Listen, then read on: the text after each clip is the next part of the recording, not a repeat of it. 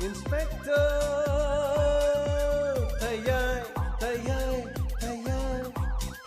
Lakle Ngasisu pudona lakchari Inspector Tayay Chamaga humbutra humdoi shubhataka Sandok chariba thoromasi wakhalna sagatchaba wari Hausik hingliba madi laikhidraba kanagumba amataga mari lenizadi Masida lakpo wakar aikhoina lawjaba ngamjaroi Asumna Inspector Tayay Mara leiba araba Loina namahaki kambu adu faraga police custody de porki Amarumda hospital da Ei Tampam tu unazagi sir Inspector Magi pibam se hana digi fane ampare Adubu wakhal tabadi natri Ngasi natraga hiye Ishona chanbirabadi Ngasi natraga hiye soidana makki gyan tarakpa yabagi mongdare Numit aduda I khare yamna chatkibadigi tawgan Magi masadigi numai barasu nokte Adubu mahana norme dala kwasdi Ishorgi mafamda lay Doctor Mabu soidang amdanaba soidari kandiyo Maakbu aiga sena kaina migino doctor Inspector Ekoi level de yamna kano honare Aduti ai hausi maaka unajaba Yani Adomna celiba dressing adu matakta PP session biyo Aduga asida leriba moza singse tongsan biyo Doctor ai puna makhangjari Pare adudi Pani doctor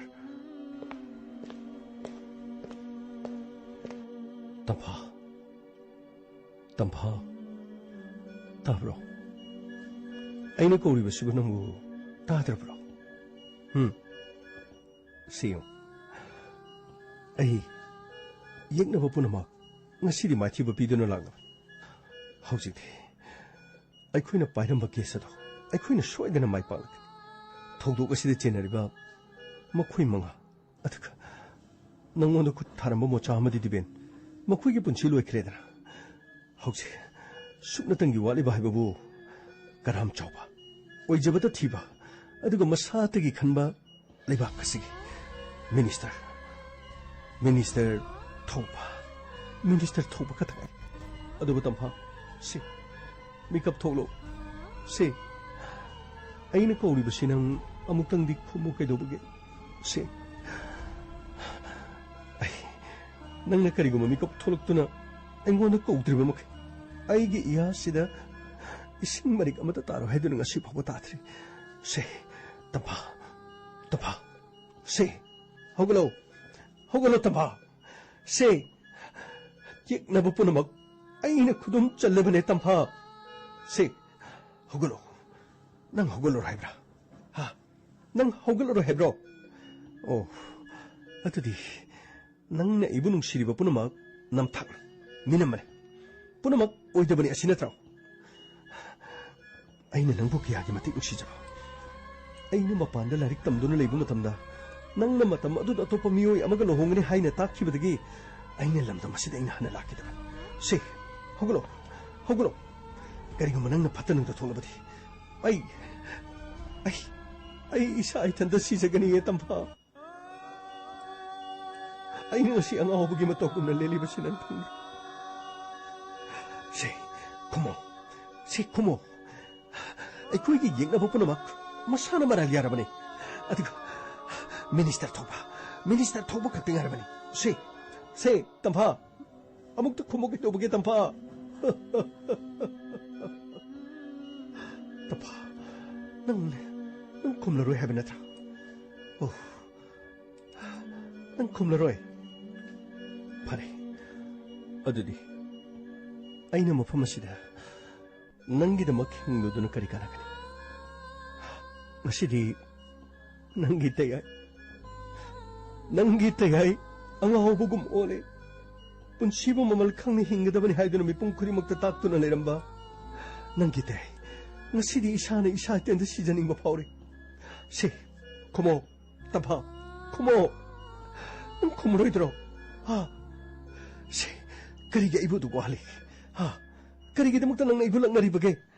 Si, kumo, tapa!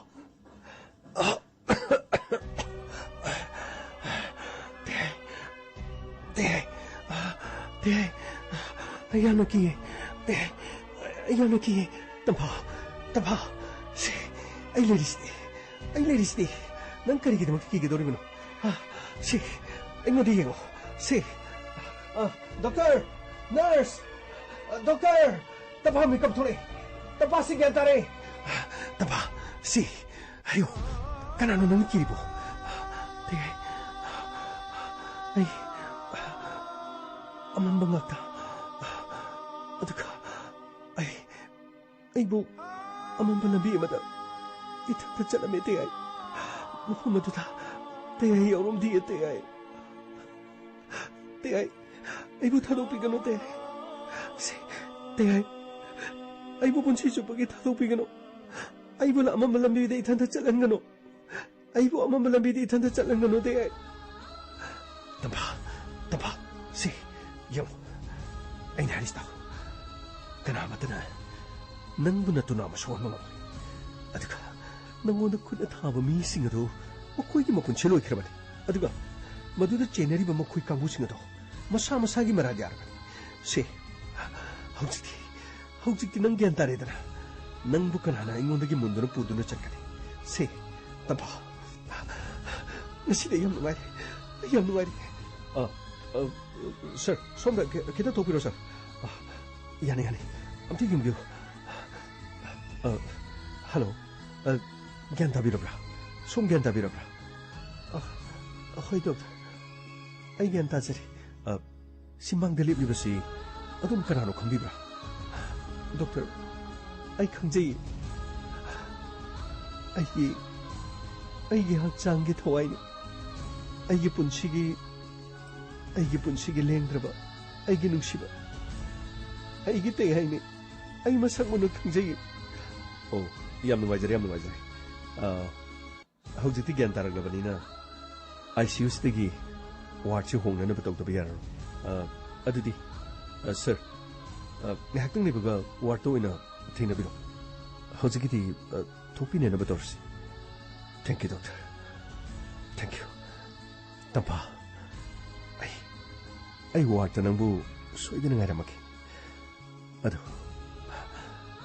hauji nang igi punsi digi laptop pe ati ayam no mare ai minister thobudo magi mayunda chakador adu ashoitena laki ai mapanda imaga pabungusu ai unaram laki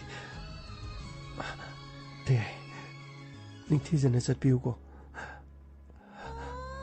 ai te aina halak pangairam doi tapa ai bu soidana ngaram ai chalo ki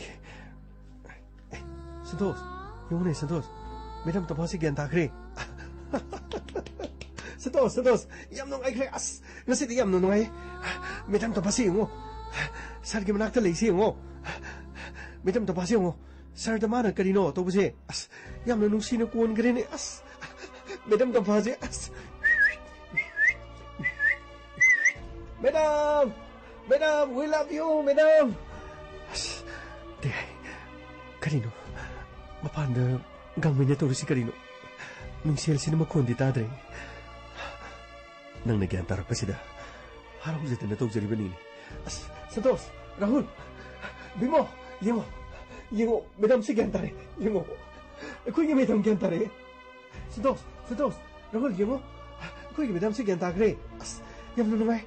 Ngasi di karino as ay punsi na ngasi nung ayban numis laitre as himo madam si gyan takre gamay yam nung ayban fawi ako ki sar na wabado madugi khaluraga ishazi lebang ngamdaban hawjik ti madam ni gyan taraglabani na kaya tanong ayraba as Rahul karino khangde na madam ni gyan taragpusisu mitigi pitare madam na phamung da gyan tadana laibusu mitigi pitay Karino khangdida madam se gyan tadida masidi magi mongsti karino pi pungtada tapam oibisibo gamay nahang na phawbadu amna haraurubadu nadi aikogi sarte ne kari waramani as madi kar kap sunoda madi karino dum tawdana pakhang ngari ba sadana dum leibnida masi khara waraga su phagadamnida karino madam du mana ko karino thoi da su manbugum tawi aduga ga madam na sokdunu leibidi ngrang nandigi chak jada banini kuki te ai chisu pra ngobni ko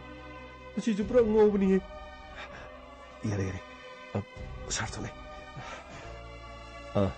ꯑꯉꯥꯡꯁꯥ ꯅꯈꯣꯏ madam ꯒ꯭ꯌꯥꯟ ꯇꯥꯔꯦ ꯑꯩ ꯌꯥꯝꯅ ꯅꯨꯡꯉꯥꯏꯕ ꯐꯥꯎꯏ ꯑꯉꯥꯡꯁꯥ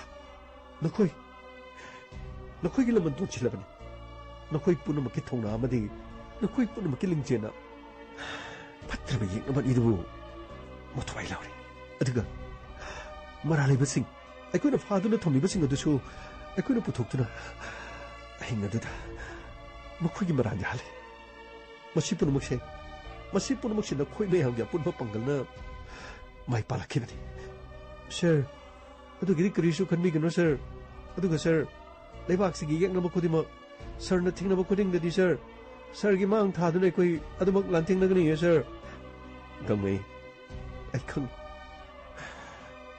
ꯅꯈꯣꯏ ꯄꯨꯝꯅꯃꯛꯀꯤ ꯊꯧꯅꯥ ꯑꯩꯅ ꯂꯣꯏꯅ ꯈꯪꯏ ꯅꯈꯣꯏ ꯄꯨꯝꯅꯃꯛꯄꯨ ꯑꯩꯅ ꯊꯥꯒꯠꯂꯤ ꯁꯟꯇꯣꯁ ꯁꯥꯔ ꯔꯥꯍꯨꯜ ꯁꯥꯔ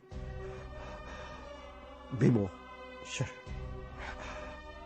ꯅꯈꯣꯏꯕꯨ ꯑꯩꯅ ꯍꯟꯅ ꯊꯥꯒꯠꯂꯤ ꯑꯗꯨꯕꯨ ꯍꯧꯖꯤꯛꯇꯤ ꯅꯈꯣꯏ ꯃꯦꯗꯥꯝ ꯒ꯭ꯌꯥꯟ ꯇꯥꯔꯕꯅꯤꯅ ꯃꯍꯥꯛ ꯋꯥꯔꯗꯇ ꯍꯣꯡꯗꯣꯔꯛꯂꯒꯅꯤ ꯃꯔꯛꯁꯤꯗ DSPꯒ ꯄꯥꯎ ꯐꯥꯎꯅꯔꯒ ꯃꯤꯅꯤꯁꯇꯔ ꯊꯧꯕꯒꯤ ꯌꯨꯝꯗ ꯔꯦꯠ ꯆꯠꯊꯗꯨꯅ ꯃꯍꯥꯛꯀꯤ ꯇꯣꯉꯥꯟ ꯇꯣꯉꯥꯟꯕ ꯐꯥꯔꯝ ꯍꯥꯎꯁ ꯑꯃꯗꯤ ꯃꯌꯨꯝꯁꯤꯡꯗ ꯔꯦꯠ ꯆꯠꯊꯗꯨꯅ ꯑꯔꯣꯟꯕ ꯑꯥꯏꯟ ꯌꯥꯗꯕ ꯈꯨꯠꯁꯨ ꯈꯨꯠꯂꯥꯏ ꯂꯩꯕ꯭ꯔꯥ ꯅꯠꯇ꯭ꯔꯒ ꯃꯍꯥꯛꯀꯤ ꯑꯔꯣꯟꯕ ꯈꯨꯠꯂꯥꯏ ꯄꯥꯏꯕ ꯀꯌꯥꯃꯔꯨꯝ ꯁꯦꯝꯒꯠ ꯁꯥꯒꯠꯇꯨꯅ ꯂꯩꯕ꯭ꯔꯥ ꯍꯥꯏꯕꯗꯣ ꯃꯗꯨ ꯊꯤꯅꯕ ꯍꯣꯠꯅꯁꯤ ꯑꯗꯨꯒ ꯑꯩꯈꯣꯏ ꯃꯐꯝ ꯑꯁꯤꯗ ꯂꯥꯛꯅꯕ ꯇꯧꯁꯤ ꯂꯥꯛꯑꯣ ꯁꯁ ꯂꯥꯛꯑꯣ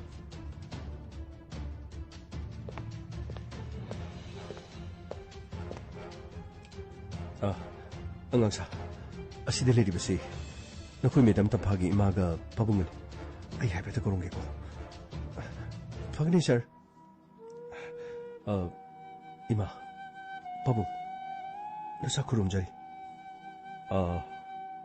ꯏꯕꯨꯡꯉꯣ ꯇꯌꯥꯏ ꯀꯔꯤꯅꯣ ꯇꯧꯔꯤꯕ ꯂꯤꯂꯥꯁꯤ ꯒ꯭ꯌꯥꯟ ꯇꯥꯗ꯭ꯔꯤꯅꯦꯍꯦ ꯄꯨꯂꯤꯁ ꯗꯤꯄꯥꯔꯠꯃꯦꯟꯁꯤꯗ ꯊꯕꯛ ꯇꯧꯕꯁꯤ ꯑꯩꯗꯤ ꯍꯥꯟꯅꯗꯒꯤ ꯀꯌꯥ ꯄꯥꯝꯃꯛꯇꯕꯅꯤ ꯑꯃꯔꯣꯝꯗ ꯃꯍꯩ ꯇꯝꯂꯒ ꯃꯍꯥꯛꯅ ꯑꯦꯛꯖꯥꯃꯤꯅꯦꯁꯟ ꯊꯥꯔꯒ ꯃꯊꯪ ꯆꯪꯈꯤꯕꯗꯨꯗ ꯑꯩꯅꯁꯨ ꯀꯔꯤꯁꯨ ꯌꯦꯠꯇ꯭ꯔꯕꯅꯤ ꯑꯁꯤꯒꯨꯝꯕ ꯊꯧꯗꯣꯛ ꯑꯃ ꯊꯣꯛꯂꯛꯀꯅꯤ ꯍꯥꯏꯕꯁꯤ ꯑꯩꯗꯤ ꯀꯨꯏꯔꯕꯅꯤꯅꯦ ꯈꯪꯕ ꯄꯨꯂꯤꯁ ꯗꯤꯄꯥꯔꯠꯃꯦꯟꯗ ꯊꯕꯛ ꯇꯧꯕ ꯍꯥꯏꯕꯁꯤ ꯑꯔꯥꯏꯕ ꯅꯠꯇꯦ ꯍꯦꯛ ꯌꯥꯎꯈꯤꯕ ꯅꯨꯃꯤꯠꯇꯨꯗꯒꯤ ꯑꯩ ꯏꯁꯥꯒꯤ ꯊꯋꯥꯏꯁꯤ ꯗꯤꯄꯥꯔꯠꯃꯦꯟꯗꯨꯗ ꯀꯠꯈ꯭ꯔꯕꯅꯤ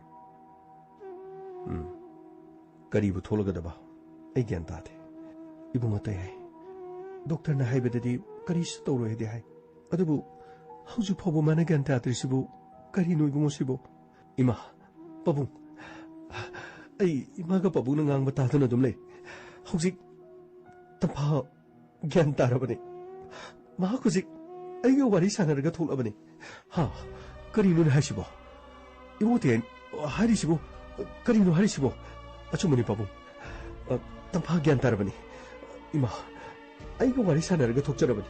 혹시 막 와트 부토러가니 이마가 바보가서 와트 부토러거든. 그런 마팅 방법을 내비면 아이 당할 페더나.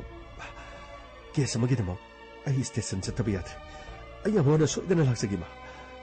이마가 바보가 학등 와트인 돌고시다. 학등 내비는 뭐. 얌노 누가이데 고이봉어. 파리 아두디 아이코 좀 먹게 이봉어.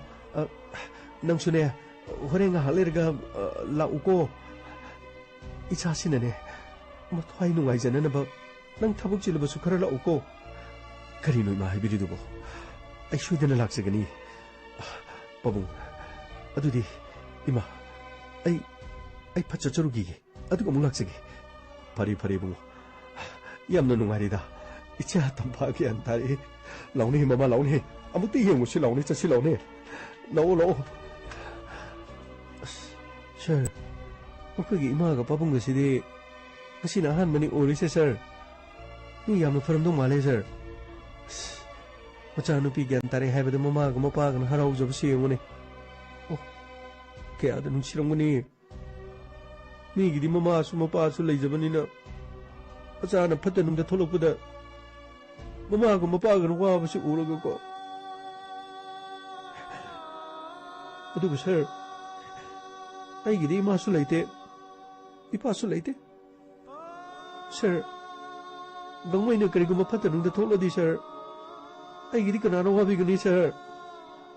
Kamay, kayo nang ngay dubo. Ay, kuya lady si karino nang kalis mo. Ha?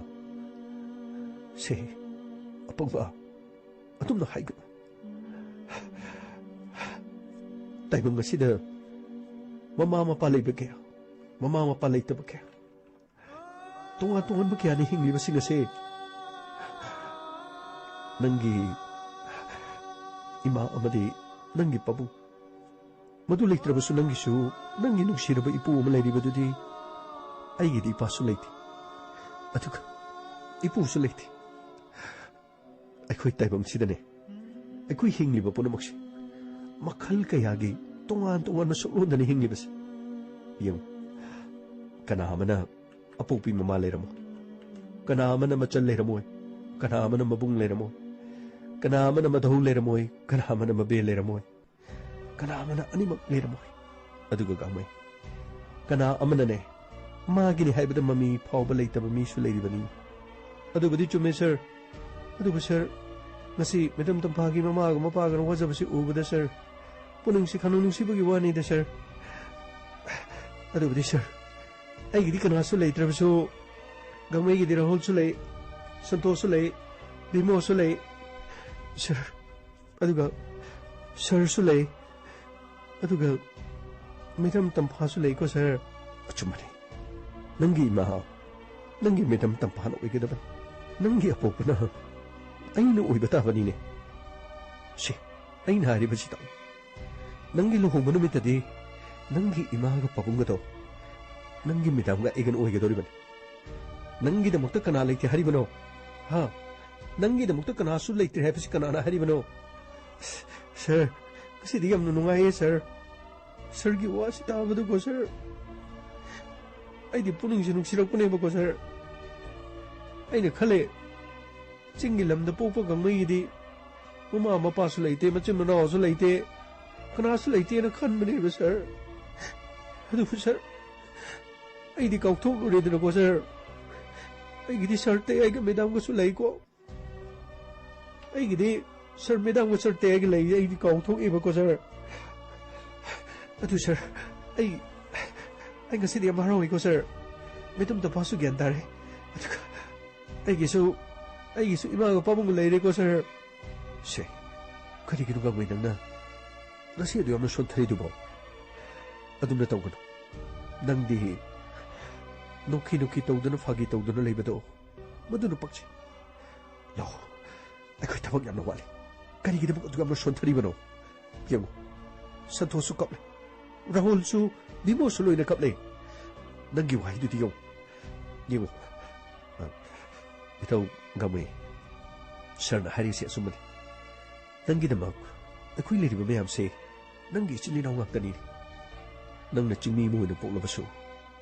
Ako'y na tami mo inapok na baso. Ako'y hamatani. Nang ginamag ta ka na so later hay doon na pugsyala doon na sonta magimarang kariginaw. Santos, yam nunungay Santos. Ako'y giwa si tabad ko, ay puning tola si am na togali. Ay, gamay. Ay sinanggihi. Natsinanaw ni kan mga moidro.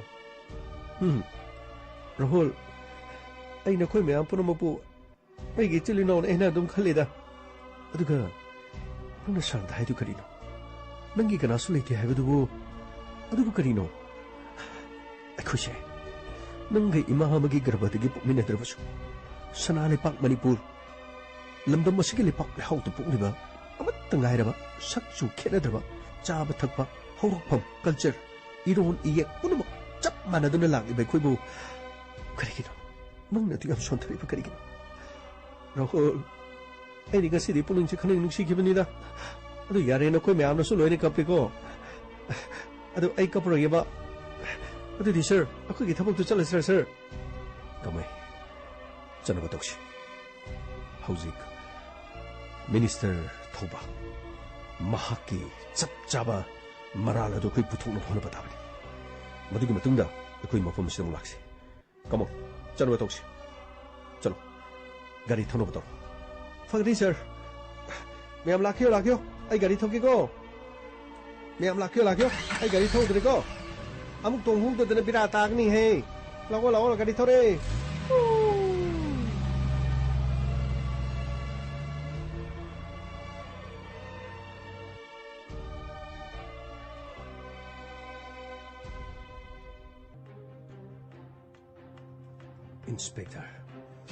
Inspector Tayay!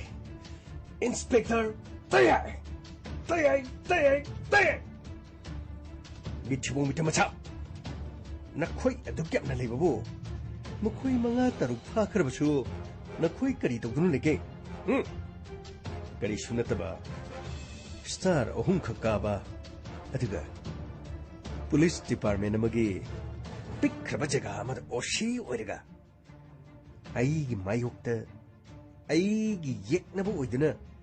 Aigi ichabu tamchinaba. Aigi tauriba tabak kudimakta apanba ayekpa piba. Aduga. Nakoy mayamni gengduna libanina. Nakoy karito dunu lege. Ha. Tibuja. Hey. Asa. Karito le. Natibongdo charo. Mahang pariba nung may dukag na. Nung may raw.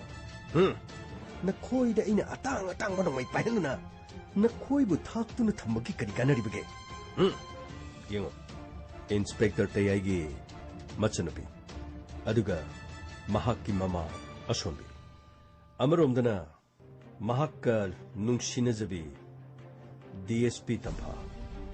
Hospital siba masung changba madugi lanpham maduda lay. Soidina sigani haina sukhali. Ai waige. Mahakki thamoibu sonthan ba haibase. Madu yamna tangai fadabani. Mi amaga khanaba matamda pangal sakti puthoktu mangda leppada ngamdrabadi. Mi adugi mahakki asonba kadai de lebage haibadu thiraga asonba sing aduda attack tawgadabani ne. Hey, aikoina bahut kadana tawrisi karino khangro. Ha? Lamba paribatusu aibu maithibu pibu ngamba mini ne. Adubu mahakki asonba singda yengaga kadai de kari solibage kari tawribage mahangna kari tawbu ngamdabage haibadu thidolaga mahangna ngamdaba singdu aina tawbudage aina bahut kaniba natraw.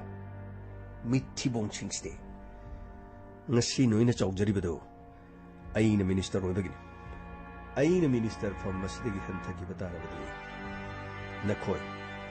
nakoi di tumit kang phawna nakoi mamal yama yangani ne yengo aina magi station aduda wari watai khara sanaduna mabu themna bangang khibadu mana video record namler karigum hariba video record adu Home Department piraklaba Chief Minister Yorba aduga mari leinaba Governor amadi Bharat ki Prime Minister amadi President yukhrbade ai gari oigani aigi ithakta criminal case thangkalakadoriba aigi chaduna tawriba thabak punamaktu aina tawribani haiduna ingoda thangjalakadoribani ne matam madudana khoi yengduna lege haibro ha matam madudana khoi yengduna lege haibro Sir, aikoy ngasi mak mahakki mama amadi machanupi aduga hospital da leribadusu hospital da changaga hektamak nomoina kapthalorge sir kare hospital da chalaga nomoina kapke ga hospital manung changmada nomoi purusanga bro mafam adu da leriba security sing aduna nakoi irai laina tholkani khan bro phong no makoi bu singna ga dabana lo na singna ga dabani yeknabagi asonba thidolaga mahakki asonba du thirga mafam matam chana khoine chikpagum mahakna makhut hanba ngamloidaba aduga thabagase aina pangthokpani amadi aina inchilga tawbani haiba mandana mohonagadaban nakhoina nahan makai aina thaktuna thamlibadubu madugi plan phobona khoi ngamdabro yengo nakhoina ngamlaro haibai khang ai plan to aina tawriba plan sida nakoi ni chana kono chong songi kata chong ai pono makta kira fagani sir no changchilo lao chongo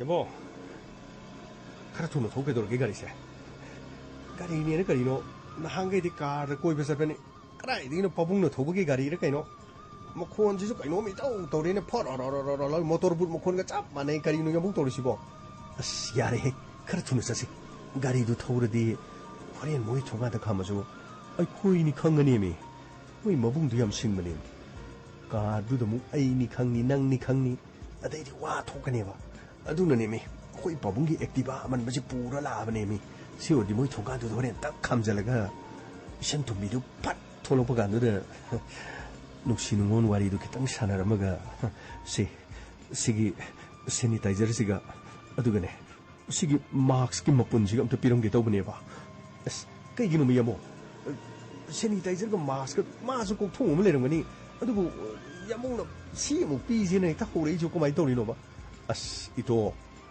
ꯍꯧꯖꯤꯛ ꯆꯍꯤ 19ꯗꯒꯤꯅ ꯃꯗꯨꯒꯤ ꯃꯊꯛ ꯆꯍꯤ 94 ꯐꯥꯎꯕꯒꯤ ꯃꯅꯨꯡꯗꯗꯤ ꯍꯤꯗꯥꯛ ꯀꯥꯞꯇ꯭ꯔꯤꯃꯤ ꯉꯔꯥꯡ ꯇꯥꯡ ꯑꯃꯗ ꯀꯥꯞꯅꯦ ꯇꯧꯕꯗꯨꯁꯨ ꯍꯤꯗꯥꯛ ꯐꯪꯗ꯭ꯔꯦ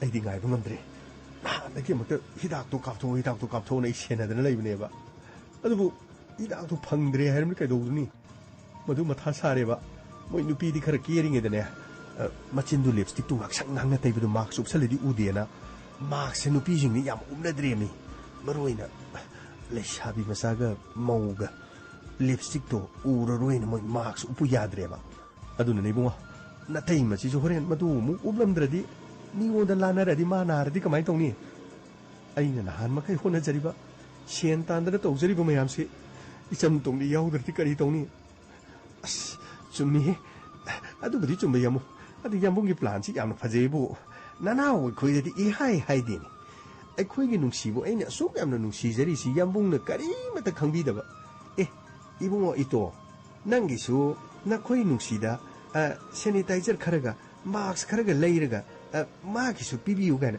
अङोंदसु वहैदो नो फादोकसु हौदोकपिरकप याइमि सोंगौ हे हौदोकपिरकते अदुगा थबुक चलुजे लागा सिबु सिबियुंगने कयादा मौ फत्रिनो इसन तुमिगिन मास्क सैनिटाइजर थिलुसी लाओ काखलोने युमदगे ता फारगे ता पुलायबा युं सेलैबो फुरि खोंगाउ जिसु युंगसे पुरा सि मना मसिंग येरुम मयामदो लोखलमगे मदुनेबा तौरिजे अस यारेसे नंदिना साफाबो मास्क उक्तबुदुबु इसन तुमिदा अइने मास्क पीबिसे नंगना कलक्तना गाजु सारी नुंसीदबु इबुंगो नंगबो नहानदगी मास्क पीगेना खनबरने कैसु खलमोइदा नुंसीरिनेना नंगना नुंसीबा सारिबदुदि नुंसीना नुंसीबबुदि नंगना नुंसीबगी येंगनरुबदा नुंसीना नंगबु नुंसीबनि हेलंगनि इबुंगो यारे दे अमो असदम नांगरा लई अखोय यमुंगने वागे नुंसीबसिबुदना नुंसीबनि खलगा अखोयने नुंसीजरिसिबना माना नुंसीबा नतेने हेक्ता खनबा मेता तवेबा मतनेबो को यमो अस यारेसे नालेरदि पुंग तरेर हेक यौगिबदैदि अस माइपिम पुलिस की चिनाव खरा लेरी कर्फ्यू नाकपदा थवाई यावग्रबा अस सिगी मतांगदा फाउ साउद्रदि यादे हाबेमो हई ग्यान तापोंदे मी जिंगजे मी ओइना उदब सन ओइना उबजान संगदौ लेरबदो पुंजु ताद्रेबा मिनिट मंगा वालिबदो मिनिट अंतंग हेंतोकपदा कैदौवे हारिनो हेक्ता महिकतु मिनिटतो अमा खतंग हेनगिबदा लोय पाइथोरा दौदुंगाय हाइफेट अदुम तौरगा मयाम ग्यान तामिनसी अदु तौसीना मदुगा हाइपोंतेको अस मिनिट तादो वालिङेदैन कलर थेखलागा मसिदैको लेप्सुन मरोम तहोलिबा अस थुन्दगा जि चाइने कन्दनने हंगोय चोंगनबन मरोलमा सोइरो को ngasi yamo aina haji hore halakpadane asagi makha lekai moi police post to madu le hori bjingdo as pura mong amni he adudi pura police station junna tamale outpost oi kari oi to bor male as madu dine niyom ga kairu lau ya ponti chap gari ge license yaw daba madigi helmet up daba chap adu mi ngone sauro ni bungwa niyom ni ne to phom thokpa police na kitang tong ya di noina adu ada अदुई वादी अमो करीनो मोई police तसु ngara police ओइ हार गुली पुरुमगी करी पुरुमगी मन गो ओलंदरी याम तौइने अस होइने मया मरक त खरा सगिंग पकबादि मनि याव तामिने मोई यावरेन पुलिस को लोइन फतियन हायाब्रो अदु मोई मसेन मोई फारग पुथोरि दुदी हा थबक तकी सस्पेंड गा याम तौखरबनि मो अस यारेसे तुमिले फटपिरमगा मागी मोमोन मिनौतो हाइफेतंग येंगा सट लागा लोइरे के दौरगे से यौदुरिसे यमु यौदुरि अदु यमु मंगोददि हाइफे हाइग्रबो हाइदि हाइरुरदि लाखनु लाखबे यारोय ꯑꯗꯨ ꯑꯗꯥꯅ ꯌꯥꯝ ꯉꯥꯡꯀꯅꯤ ꯍꯣꯔꯦꯟ ꯃꯣꯏꯒꯤꯅꯦ ꯃꯌꯨꯝ ꯌꯧꯁꯜꯂꯀꯥꯟꯗ ꯁꯨꯃꯥꯡꯗꯒꯤ ꯐꯣꯟ ꯇꯧꯔꯒ ꯃꯦꯁꯦꯖ ꯊꯥꯕ꯭ꯔꯥ ꯀꯩꯅꯣ ꯇꯧꯔꯒ ꯊꯣꯡꯒꯥꯟꯗ ꯐꯠ ꯊꯣꯛꯍꯜꯂꯛꯀꯦꯕ ꯑꯗꯨꯒ ꯄꯤꯔꯝꯃꯒ ꯀꯣꯛ ꯂꯥꯛꯆꯒꯦꯗꯧꯔꯒꯦ ꯍꯣꯏ ꯍꯣꯏ ꯌꯥꯝꯃꯨ ꯑꯗꯨꯗꯤ ꯌꯥꯝꯃꯨ ꯌꯧꯔꯦ ꯀꯃꯥꯏꯅ ꯇꯧꯕ ꯈꯥꯝꯃꯁꯤ ꯁꯤꯗ ꯈꯥꯝꯃꯁꯤꯁꯦ ꯃꯣꯏꯒꯤ ꯃꯕꯨꯡꯗꯨꯅ ꯃꯔꯣꯜ ꯑꯃ ꯃꯕꯨꯡꯗꯣ ꯂꯥꯛꯇ꯭ꯔꯤꯉꯩꯗꯅꯤꯀꯣ ꯑꯩꯅ ꯁꯠ ꯄꯤꯔꯝꯃꯒ ꯁꯠ ꯑꯅ ꯑꯩꯅ ꯆꯠꯀꯦꯅ ꯈꯜꯂꯤꯁꯦ ꯐꯔꯦꯅꯦ ꯆꯪꯁꯤꯔꯥ ꯒꯥꯔꯤꯁꯤꯗꯤ ꯑꯁ ꯀꯅꯥꯅꯕꯨ ꯄꯨꯅꯤꯒꯦ ꯌꯥꯝꯃꯨ ꯒꯥꯔꯤꯅꯦꯗ ꯁꯛꯇꯥꯗꯨꯒ ꯁꯟ ꯍꯅꯨꯕꯤꯒ ꯆꯞ ꯃꯥꯟꯅꯕꯗꯨꯕꯨ ꯊꯝꯃꯣ ꯁꯣꯗꯨꯁꯨ ꯍꯥꯞꯆꯜꯂꯝꯃꯣ ꯀꯅꯥꯅꯣ ꯑꯗꯨ ꯍꯨꯔꯥꯜꯂꯒ ꯄꯨꯏꯅꯤ ꯌꯦꯡꯉꯁꯤ ꯍꯣꯔꯦꯟ ꯅꯠꯇ ꯃꯗꯨꯕꯨ ꯍꯨꯔꯥꯟꯈ꯭ꯔꯗꯤ ꯃꯤꯡꯁꯦ ꯑꯩ ꯍꯦꯛꯇ ꯅꯣꯡꯉꯥꯜꯂꯒ ꯍꯦꯛꯇ ꯇꯣꯝꯕ ꯍꯦꯛꯇ ꯀꯧꯒꯦꯗ ꯀꯔꯤꯅꯣ ꯑꯗꯨꯕꯨ ꯒꯥꯔꯤꯅꯦꯅ ꯀꯅꯥꯅꯣ ꯍꯨꯗꯣꯏꯅꯣ ꯅꯪꯁꯨ ꯅꯍꯥꯟꯗꯒꯤ ꯁꯦꯟ ꯇꯥꯜꯂꯤꯗꯣ ꯑꯩꯒꯤ ꯒꯥꯔꯤꯁꯤꯗꯅꯤ ꯇꯣꯡꯉꯤꯕ ꯅꯪꯗꯤ ꯒꯥꯔꯤ ꯑꯍꯟꯕ ꯑꯃ ꯂꯩꯒꯦꯗꯤ ꯈꯟꯗꯦꯅꯦ ꯑꯗꯨ ꯌꯥꯝꯕꯨ ꯍꯌꯦꯡ ꯅꯅꯥꯎ ꯅꯨꯄꯤꯒ ꯀꯔꯤꯒ ꯂꯥꯛꯑꯀꯥꯟꯗ ꯐꯖꯅ ꯂꯩꯔꯒ ꯇꯣꯡꯉ ꯂꯣꯏꯔꯦ ꯑꯁ ꯌꯥꯝꯕꯨꯡꯁꯤꯅ ꯃꯔꯣꯜ ꯑꯃ ꯍꯧꯖꯤꯛꯇꯤ ꯂꯩꯔꯗꯤ ꯃꯟꯈꯤꯔꯣꯏꯗ꯭ꯔꯣ ꯌꯥꯝꯕꯨꯡꯒꯤꯁꯨ ꯂꯩ ꯑꯩꯒꯤꯁꯨ ꯂꯩ ꯀꯔꯤ ꯀꯥꯟꯅꯕ ꯒꯥꯔꯤ ꯃꯥꯡꯍꯟꯅꯅꯕ ꯅꯅꯥꯎꯒꯤ ꯂꯩꯒꯗꯕꯗꯨꯗꯤ ꯀꯝꯄꯅꯤꯅ ꯁꯥꯗ꯭ꯔꯤꯌꯦ ꯍꯌꯦꯡ ꯂꯨꯍꯣꯡꯕ ꯃꯇꯨꯡꯗ ꯁꯥꯅꯤꯌꯦ ꯑꯗꯨꯗ ꯂꯩꯔꯒꯦ ꯑꯁ ꯌꯥꯔꯦ ꯁꯦ ꯇꯨꯃꯤꯟ ꯂꯩꯌꯨꯁꯦ ꯁꯦ ꯄꯥꯏꯁꯦ ꯁꯦꯝꯇ ꯄꯥꯏꯁꯦ ꯑꯁ ꯌꯥꯝꯈ꯭ꯔꯦꯗꯀꯣ ꯃꯥꯛꯁ ꯃꯌꯥꯝꯁꯤꯕꯨ ꯁꯤ ꯃꯌꯥꯝꯁꯤꯕꯨ ꯎꯞꯇꯅ ꯂꯩꯈꯤꯗꯣꯏꯔꯣ ꯁꯤ ꯎꯞꯇ꯭ꯔꯤꯉꯩ ꯀꯣꯔꯣꯅꯥꯁꯤ ꯐꯠꯇ꯭ꯔꯗꯤ ꯁꯨꯡꯂꯣꯏ ꯂꯣꯏꯔꯔꯣꯏ ꯑꯆꯧꯕ ꯈꯧꯖꯥꯎ ꯑꯃꯅꯤꯅꯦ ꯇꯧꯔꯤꯁꯤꯕꯣ ꯑꯁ ꯉꯥꯏꯈꯣꯀꯣ ꯆꯪꯁꯤꯜꯂꯣ ꯅꯨꯃꯤꯠꯁꯤꯁꯨ ꯄꯨꯡ ꯇꯥꯈ꯭ꯔꯦꯅꯦ ꯇꯧꯔꯤꯁꯦ ꯐꯅꯌꯥꯝ ꯉꯜꯂꯤꯉꯩꯗ ꯂꯥꯛꯄꯅꯤ ꯇꯧꯔꯤꯁꯦ ꯄꯨꯡ ꯃꯝꯃꯤꯗꯀꯣ ꯃꯣꯏꯒꯤ ꯌꯨꯝ ꯄꯔꯦꯡꯁꯤꯅ ꯃꯔꯣꯜ ꯑꯃ ꯃꯤ ꯈꯔ ꯇꯥꯔꯗꯤ ꯐꯗꯧꯅꯤ ꯌꯨꯝꯊꯣꯡ ꯄꯣꯛ ꯑꯣꯏꯅ ꯇꯧꯔꯗꯅ ꯑꯁ ꯍꯦ ꯉꯥꯏꯈꯣ ꯏꯆꯟ ꯇꯣꯝꯕꯤꯗꯅꯦ ꯃꯦꯁꯦꯖ ꯁꯠ ꯂꯥꯎꯅ ꯊꯥꯒꯦꯀꯣ ꯑꯗꯨꯒ ꯃꯥꯅ ꯄꯥꯏꯊꯣꯔꯛꯄꯗꯨ ꯌꯦꯡꯁꯤ ꯑꯗꯩꯗꯤ ꯃꯥꯅ ꯄꯥꯈꯠꯆꯕ ꯋꯥꯖꯕꯗꯣ ꯑꯁ ꯀꯩꯅꯣ ꯀꯅꯥ ꯒꯥꯔꯤꯅꯣ ꯂꯥꯛꯏꯁꯤꯕꯣ ꯍꯣꯏ ꯃꯄꯨꯡꯗꯨ ꯂꯥꯛꯑ ꯃꯥꯜꯂꯦ ꯀꯃꯥꯏꯅ ꯇꯧꯅꯤ ꯑꯁ ꯍꯣꯏ ꯃꯄꯨꯡꯗꯨ ꯂꯥꯛꯑ ꯃꯥꯜꯂꯦ ꯀꯃꯥꯏꯅ ꯇꯧꯅꯤ ꯁꯤꯗꯤ ꯀꯃꯥꯏꯅ ꯇꯧꯅꯤ ꯉꯥꯏꯈꯣ ꯂꯥꯎ ꯁꯤꯗ ꯂꯥꯎ ꯃꯣꯏꯒꯤꯁꯤꯗ ꯑꯁ ꯂꯥꯎ ꯃꯣꯏꯒꯤꯁꯤꯒꯤ ꯀꯣꯕꯤ ꯃꯔꯛꯂ ꯀꯩꯅꯣ ꯁꯤ ꯂꯥꯎ ꯀꯣꯕꯤ ꯃꯔꯛꯁꯤꯗ ꯎꯞꯁꯤꯜꯂꯛꯑꯣ ꯁꯤꯗ ꯎꯞꯁꯤꯜꯂꯛꯑꯣ ꯍꯥꯏ ꯇꯨꯃꯤꯟꯅ ꯂꯥꯎ ꯑꯗꯨꯒꯅꯦ ꯒꯥꯔꯤꯗꯨ ꯁ꯭ꯇꯥꯔꯠ ꯇꯧꯔꯒ ꯂꯩꯌꯨ ꯒ꯭ꯌꯥꯟ ꯇꯥꯕ꯭ꯔꯥ ꯃꯣꯏꯒꯤ ꯃꯕꯨꯡꯗꯨ ꯂꯥꯛꯄ ꯃꯇꯝ ꯌꯧꯔꯅꯤ ꯃꯕꯨꯡꯗꯨ ꯂꯥꯛꯇ꯭ꯔꯤꯉꯩꯗ ꯆꯠꯂꯣ ꯁꯣꯝ ꯆꯠꯂꯣ ꯁꯤ ꯃꯩꯈꯦꯠꯁꯦ ꯂꯩ ꯃꯩꯈꯦꯠ ꯊꯨꯡꯅꯕ ꯌꯥꯕꯣ ꯑꯁꯤꯗꯤ ꯀꯅꯥꯅꯣ ꯃꯣꯏꯒꯤ ꯃꯕꯨꯡ ꯇꯌꯥꯏꯗꯨ ꯅꯠꯇꯦ ꯑꯁꯤꯗꯤ ꯀꯔꯤꯒꯤꯅꯣ ꯄꯦꯇ꯭ꯔꯣꯜ ꯃꯅꯝ ꯅꯝꯃꯤ ꯀꯩꯅꯣ ꯇꯧꯏꯁꯤꯕꯣ ꯃꯣꯏꯒꯤ ꯃꯌꯨꯝꯁꯦ ꯌꯨꯝ ꯑꯀꯣꯏꯕꯁꯦ ꯄꯦꯇ꯭ꯔꯣꯜ ꯍꯩꯈ꯭ꯔꯦ ꯑꯃꯣ ꯉꯥꯏꯈꯣ ꯍꯣꯏꯅꯦ ꯃꯣꯏꯒꯤ ꯏꯃꯨꯡꯁꯦ ꯄꯦꯇ꯭ꯔꯣꯜ ꯍꯩꯖꯤꯟꯈ꯭ꯔꯦꯅꯦ ꯀꯌꯥꯅꯣ ꯃꯈꯣꯏ ꯃꯤ ꯑꯅꯤ ꯉꯥꯏꯈꯣ ꯇꯞꯅ ꯂꯥꯛꯑꯣ ꯁꯣꯝꯗ ꯂꯥꯛꯑꯣ ꯌꯥꯝꯃꯣ ꯑꯩꯗꯤ ꯀꯩꯅꯣꯝ ꯇꯧꯔꯦ ꯌꯥꯝꯃꯣ ꯑꯩꯗꯤ ꯀꯣꯕꯤ ꯃꯈꯣꯡꯁꯤꯗ ꯎꯞꯄꯒꯤꯅꯦ ꯉꯁꯥꯏꯁꯨ ꯌꯣꯡꯆꯥꯛ ꯃꯔꯨ ꯑꯔꯤꯕ ꯈꯔꯒ ꯆꯥꯁꯜꯂꯦꯕ ꯀꯩꯅꯣꯝ ꯇꯧꯔꯦ ꯏꯁꯥꯁꯦ ꯄꯨꯛꯁꯦ ꯑꯁ ꯂꯥꯡꯒꯅꯣ ꯑꯩ ꯇꯧꯒꯦ ꯂꯥꯡꯒꯅꯣ ꯍꯩꯕ ꯂꯣꯏꯔꯕ ꯂꯣꯏꯔꯦ ꯑꯗꯨꯒ ꯌꯨꯝ ꯑꯁꯦ ꯊꯣꯡꯅꯥꯎ ꯄꯨꯅꯥꯁꯦ ꯄꯥꯟꯁꯤꯜꯂꯁꯨ ꯀꯔꯤꯒꯤꯅꯣ ꯑꯗꯨꯗꯤ ꯃꯩ ꯆꯥꯛꯑꯦ ꯍꯥꯏꯔꯗꯤ ꯏꯃꯨꯡꯗꯒꯤ ꯆꯦꯟꯊꯣꯔꯛꯀꯅꯤꯅꯦ ꯆꯦꯟꯊꯣꯔꯛꯇꯅꯕ ꯄꯨꯅꯥꯗꯣ ꯄꯥꯟꯁꯤꯜꯂꯨꯅꯦ ꯍꯣꯏ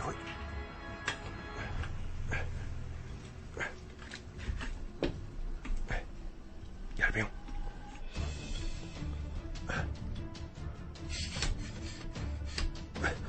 ꯄꯥꯟꯁꯤꯜꯂꯦ ꯃꯝꯕ ꯀꯨꯏꯗ꯭ꯔꯤ ꯑꯗꯨꯅꯅꯦ ꯃꯤ ꯆꯦꯟꯁꯤꯜꯂꯛꯄꯅ ꯍꯥꯟꯒꯅꯤ ꯐꯠ ꯃꯩ ꯊꯥꯔꯝꯃꯒ ꯆꯠꯈꯤꯒꯗꯕꯅꯤ ꯂꯣꯏꯔꯕ꯭ꯔꯥ ꯂꯣꯏꯔꯦ ꯈꯦꯂꯣ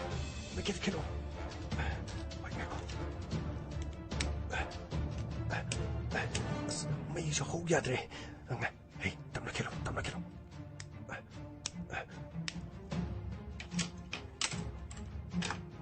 ꯀꯩꯗꯧꯅꯣꯗ ꯀꯅꯥꯅꯣ ꯆꯦꯟꯕꯤꯔꯣ ꯅꯈꯣꯏꯅ ꯆꯦꯟꯕꯤꯔꯣ ꯊꯥꯗꯣꯛ ꯀꯔꯤꯒꯤ ꯃꯐꯝ ꯑꯁꯤꯗ ꯃꯤꯒꯤ ꯌꯨꯝꯁꯤꯗ ꯊꯥꯎ ꯍꯩꯔꯒ ꯃꯩ ꯊꯥꯒꯦ ꯇꯧꯔꯤꯕ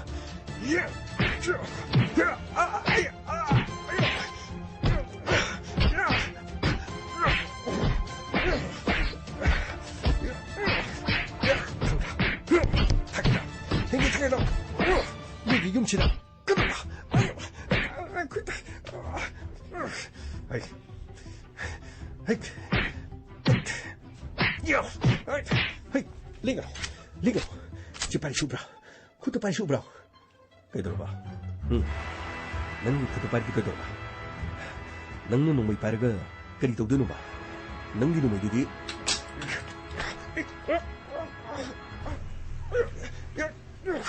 놈의 문제. 여보, 부드러. 여보, 부드러. 부드러, 여보. 부드러. 여보, 깡고무디 까리스타 떨어져 그래. 아니, 이제 버려.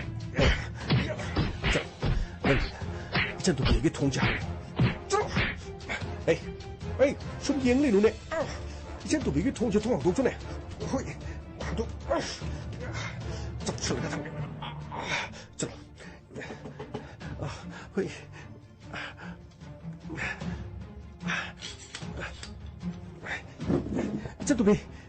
이제 너비, 돌로, 이제 너비, 까나노,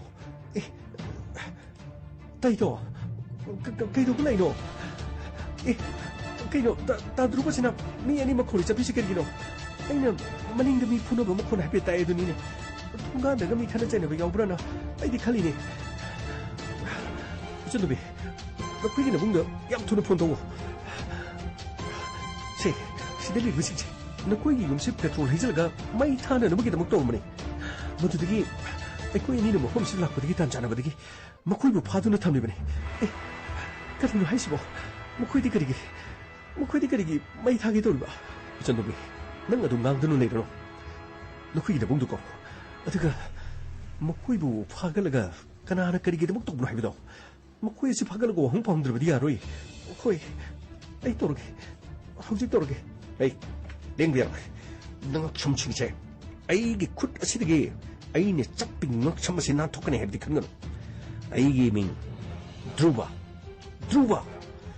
나 코이고 먹게 하시디. 바나 돈에 달라고. 드루브기 뚱두는 레이크라고 석디 빵간 뿌르막. 나 코이네가 시디 꼭 도와리더라. 드루브되게 나 코이 아니네 나 톡투는 찐간에 해비디 큰 거는. 그거 다 높여. 그 대충 시로해봐. 점퍼지나 시도해봐. 좀 랭머냐. 그리도냐. 라제, sir. 리포터 싱에 시기 뭐 거기 스테이트먼트 싱어도 사발로라 봐. 로제리 sir. 아두가 산토스, sir. 라훈은 나한테기나 먹고 비디오 싱어도디. sir. 로제리 sir. 시들로 리저리사 시들로 여리사 파리 아시디 놈이 시다 해야 되나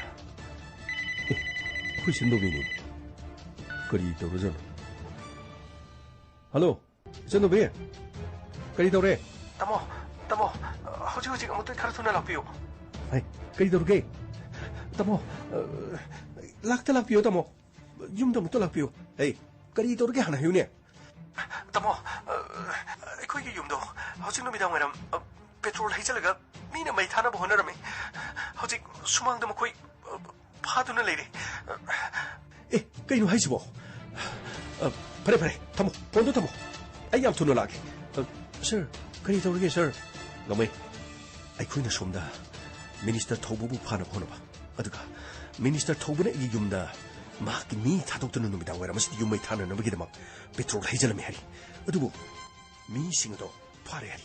너, 저는 부탁시라. 파그리 sir. 가리 통절게 sir. 라피로 sir. Asumna, Inspector Tayay, mahaki ba yung sila kiram?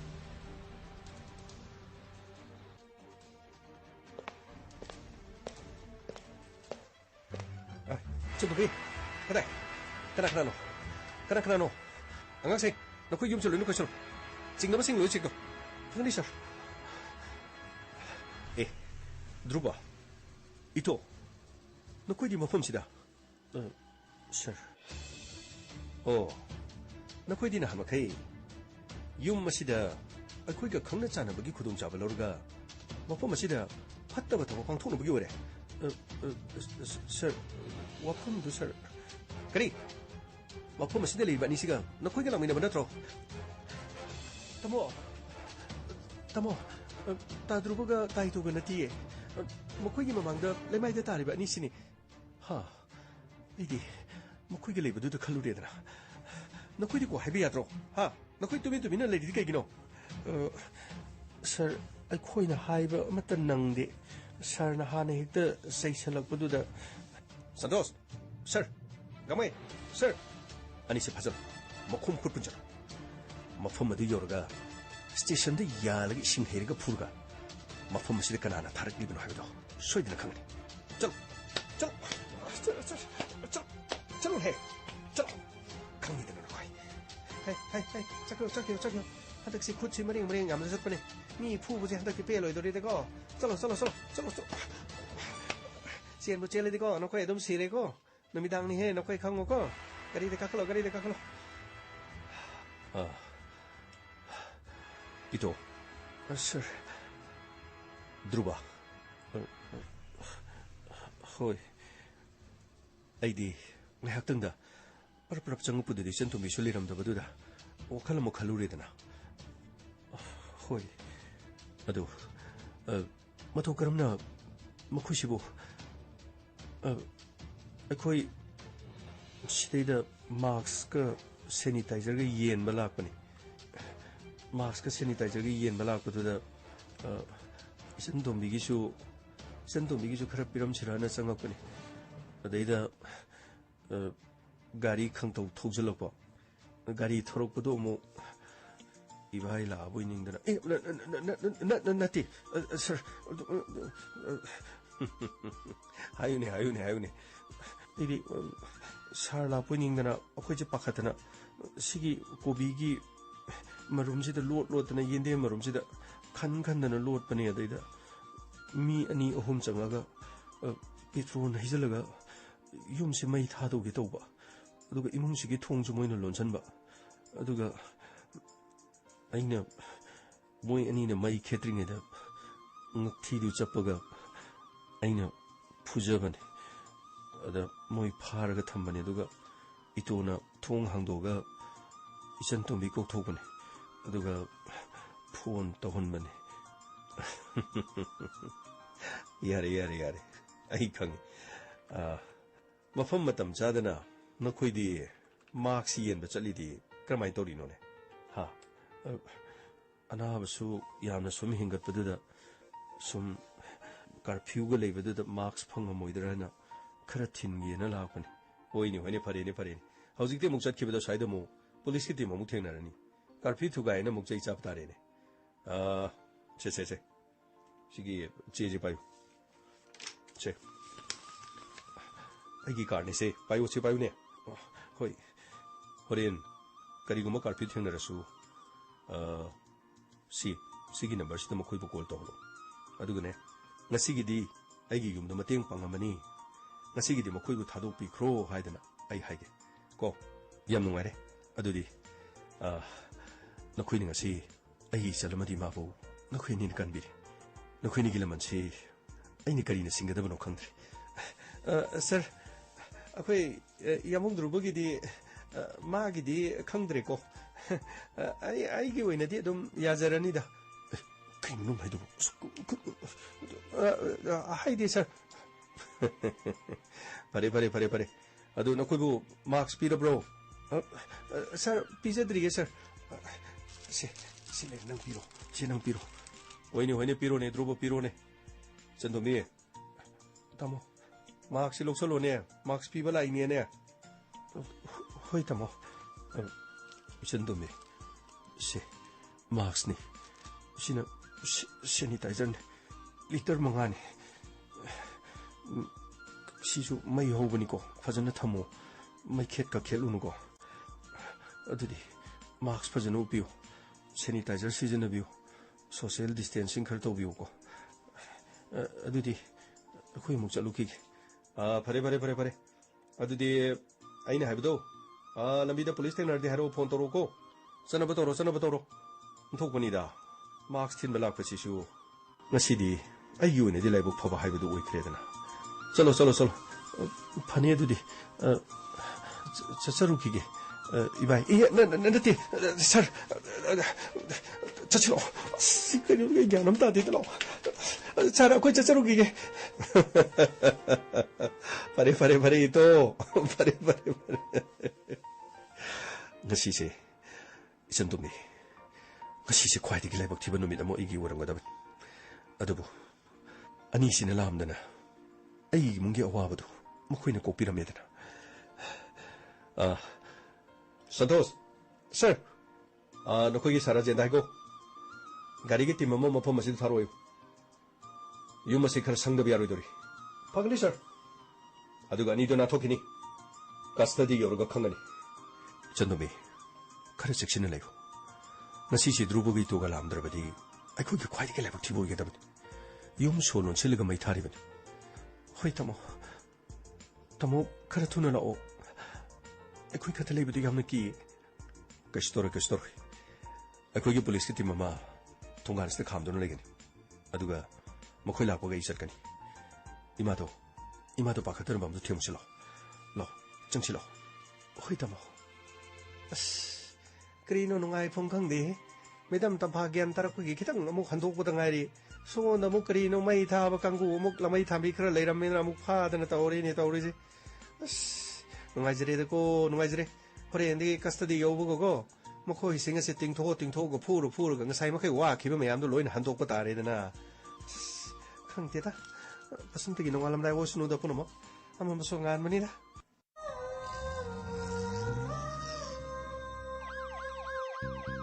Luckily,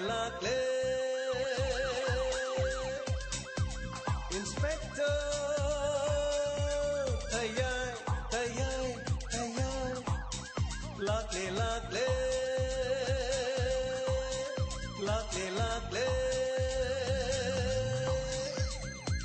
Inspector, tayay, uthana ba?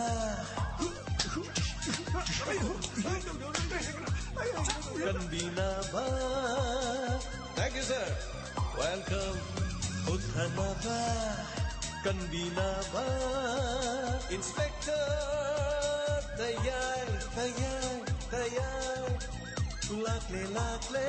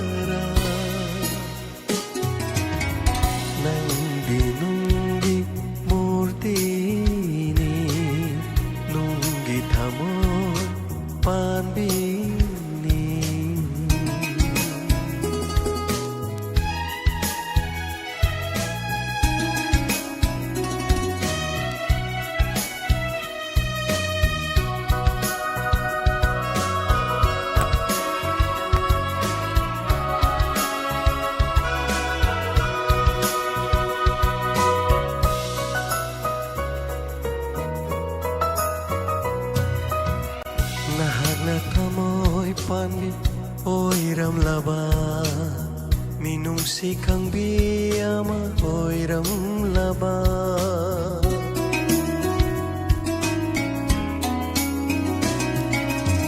Nahak na tamoy panbi oiram laba ꯃꯤꯅꯨꯡꯁꯤ ꯈꯪꯕꯤ ꯑꯃ ꯑꯣꯏꯔꯝꯂꯕ ꯑꯁꯨꯛ ꯋꯥꯖꯔꯝꯂꯣꯏ ꯑꯩꯒꯤ ꯄꯨꯟꯁꯤ ꯑꯁꯨꯛ ꯋꯥꯖꯔꯝꯂꯣꯏ ꯑꯩꯒꯤ ꯄꯨꯟꯁꯤ ꯃꯤꯀꯨꯃꯠꯇꯁꯨ ꯅꯣꯛꯆꯔꯝꯒꯅꯤ ꯃꯤꯀꯨꯃꯠꯇꯁꯨ ꯅꯣꯛꯆꯔꯝꯒꯅꯤ ꯅꯨꯡꯁꯤꯕꯩꯗꯃꯛ 와저럼로이 뭉시바이다맛 갑자럼로이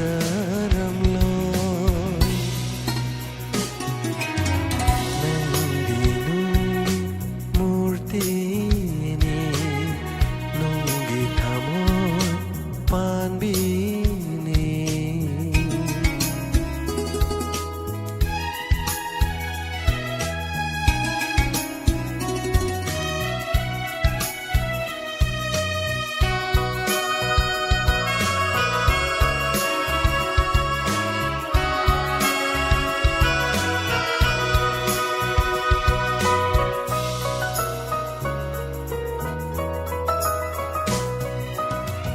Aduglo nanay hainakiba Unsigi luraba wapang dubu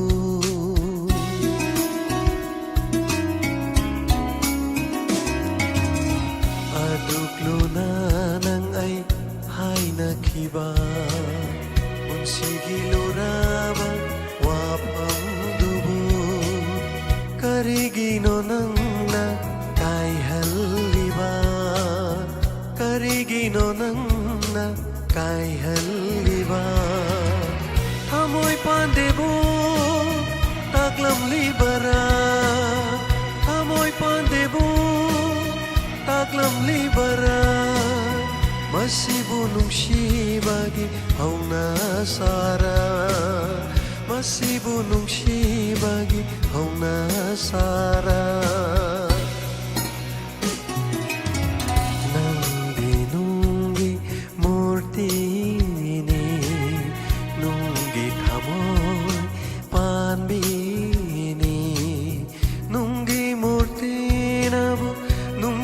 khangba hauna bara